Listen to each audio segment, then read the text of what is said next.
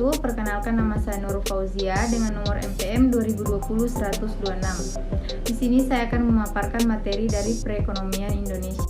Baiklah, adapun beberapa materi yang akan saya jelaskan. Yang pertama, pengertian sistem ekonomi. Yang kedua, macam-macam sistem ekonomi. Yang ketiga, tahap-tahap pertumbuhan ekonomi.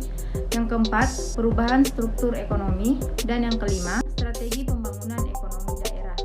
Baiklah, materi pertama yang akan saya jelaskan adalah pengertian sistem ekonomi. Pengertian sistem ekonomi adalah sistem yang digunakan oleh suatu negara untuk mengkoleksikan sumber daya, jasa, dan barang yang dimilikinya baik kepada individu maupun organisasi di negara tersebut. Sedangkan menurut laman Gramedia, sistem ekonomi adalah seluruh tata cara yang digunakan dalam mengkoordinasikan perilaku masyarakat, mencakup produsen, konsumen, pemerintah, bank, dan lainnya dalam menjalankan kegiatan ekonomi. Materi berikutnya, macam-macam sistem ekonomi. Yang pertama, sistem ekonomi tradisional, di mana sistem ekonomi tradisional menjadi sistem paling konvensional sekaligus terkuno di dunia.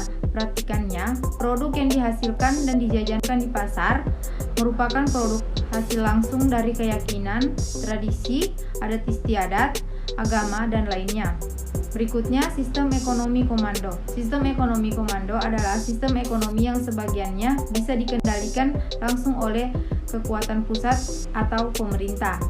Berikutnya, sistem pasar di bawah kebijakan sistem ekonomi.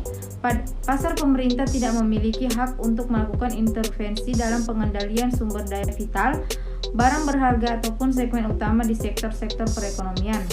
Berikutnya, sistem ekonomi campuran yang juga akrab disebut sebagai dual ekonomi pada dasarnya merupakan sistem ekonomi campuran yang juga akrab disebut sebagai dual ekonomi pada dasarnya merupakan kolaborasi dari sistem ekonomi pasar dan sistem ekonomi komando, di mana prakteknya pasar akan bergerak sesuai dengan program pasar bebas. Hanya jika saja terjadi hal yang tidak bisa membaik, hanya dengan mengendalikan mekanisme pasar, pemerintah akan turun tangan untuk membentuk kebijakan demi pengendalian kondisi yang ada.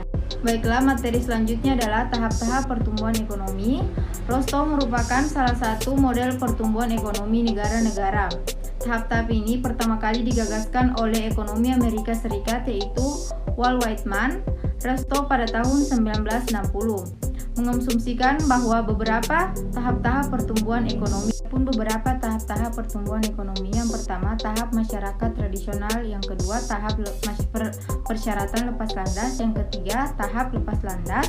Dan yang keempat, tahap menuju kedewasaan. Dan yang kelima, tahap konsumsi. Baiklah, materi berikutnya adalah perubahan struktur perekonomian, ditandai dengan merosotnya pangsa sektor primer atau pertanian.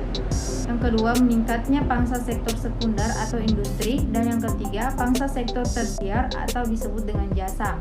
Kurang lebih konstan, namun kontribusinya akan meningkat sejalan dengan pertumbuhan ekonomi.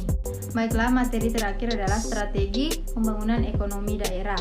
Yang pertama, meningkatkan kualitas pendidikan, karena pendidikan selalu diutamakan dalam setiap pembahasan strategi dan kebijakan untuk menjadikan pembangunan ekonomi. Meningkatkan tabungan dan investasi. Pendidikan dapat membahas pada peningkatan produk aktivitas. Oleh karena itu, kita bisa meningkatkan atau menambah tabungan serta investasi karena tabungan sangat penting dalam pembangunan. Setelah itu adalah beberapa pembahasan dari materi perekonomian Indonesia yang saya sampaikan. Semoga bermanfaat untuk teman-teman. Saya akhiri dengan kata wabillahi taufiq wal hidayah. Wassalamualaikum warahmatullahi wabarakatuh.